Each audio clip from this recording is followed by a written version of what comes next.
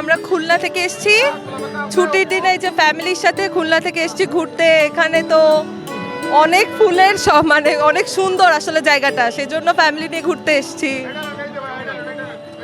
ভালো লেগেছে অনেক, সকাল থেকে এসেছি, মানে ঘুরতেই তো এসেছি, ভালো লেগেছে অনেক। আমি যশোর সদর থেকে আসছি। আমরা আজ ফ্যামিলি নিয়ে আসছি এখানে।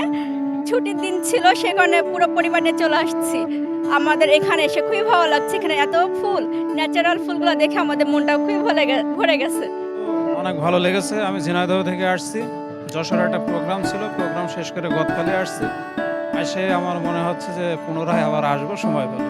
এটা থেকে আসছি, জায়গাটা অনেক সুন্দর, প্রাকৃতিক একটা পরিবেশ, বেশ মনোরম, ভালোই লাগলো। আমরা দেখলাম, নতুন আসছি, নতুন হিসেবে বেশ ভালোই লেগেছে। আসলে জায়গাটা অনেক সুন্দর জায়গা। এই যে গদখালি এই প্লেসটা প্রাকৃতিক সৌন্দর্যের ভিতরে, অনেক ফুল, অনেক সুন্দর একটা পরিবেশ, শান্ত পরিবেশ, ঘোরার জন্য অনেক সুন্দর, বেস্ট একটা জায়গা। সুন্দর জায়গা। বাংলাদেশের সবচেয়ে এখানে ফুলের গদখালি সবচেয়ে বেশি ফুলের মানে উৎপাদন হয় এখানে। এখানে সারা বিশ্বে আমাদের বাংলাদেশের চাহিদা পূরণ করে সারা বিশ্বেই ফুল যায়। এখানে অনেক পর্যটন কেন্দ্র গড়ে উঠেছে নতুন, আর খুব সুন্দর জায়গা। আসসালামু আলাইকুম।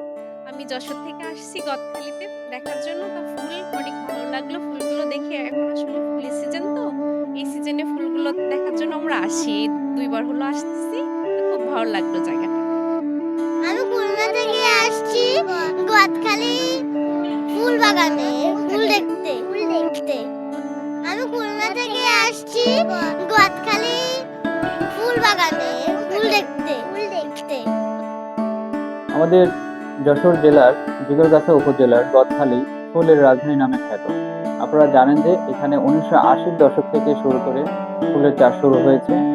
আজ এখানে ফুলের ব্যাপক চাষাবাদ শুরু হয়েছে, যে চাষাবাদের মাধ্যমে অনেক ফুল উৎপাদন হচ্ছে এবং এই ফুল সারা বাংলাদেশের 80 থেকে 85% যে চাহিদা সেটি পূরণ করা হয়ে থাকে।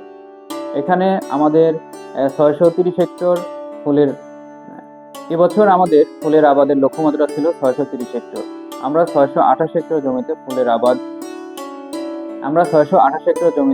আবাদ করতে সক্ষম হয়েছি এবং আমরা কৃষি বিভাগের পক্ষ থেকে আমাদের কৃষক ভাইদেরকে সকল ধরনের কারিগরি পরামর্শ প্রদান করে আসছি। এখানে সময় মতো পানি সেচ দেওয়া, সময় মতো বালাইনাশক স্প্রে করা এবং সার দেওয়ার যে বিষয়গুলো